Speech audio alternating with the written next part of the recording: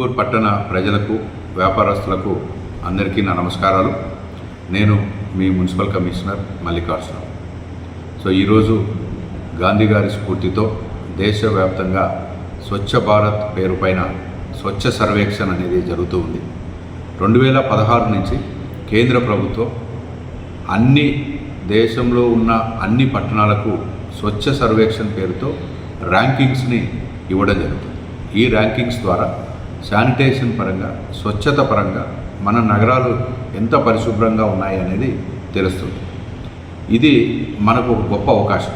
మన హిందూపూర్ పట్టణానికి దేశవ్యాప్త గుర్తింపు ఇవ్వడానికి, దేశవ్యాప్తంగా మన హిందూపూర్ పట్టణాన్ని ఎలివేట్ చేయడానికి మనకు ఉన్నటువంటి ఒక గొప్ప అవకాశం.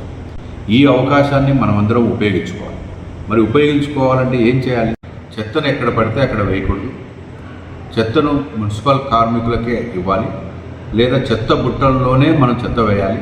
వీధి చివర ఖాళీ స్థలాల్లో చెత్తను పడవేయడం అనేది నేను. అలాగే సింగిల్ యూజ్ ప్లాస్టిక్స్ను, 120 మైక్రాన్స్ కంటే తక్కువ మందం ఉన్న ప్లాస్టిక్స్ను వాడడం మానివేయాలి.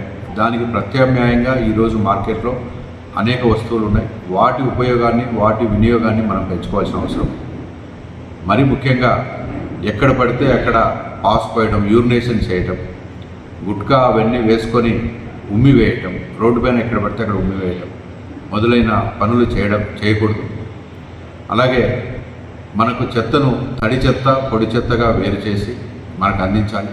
తద్వారా తడి చెత్తను మనం ప్రాసెస్ చేసి, పొడి చెత్తను మనం సెగ్రిగేట్ చేసి రీసైకిల్, రీయూజ్ చేసుకునే దానికి దోహదపడుతుంది.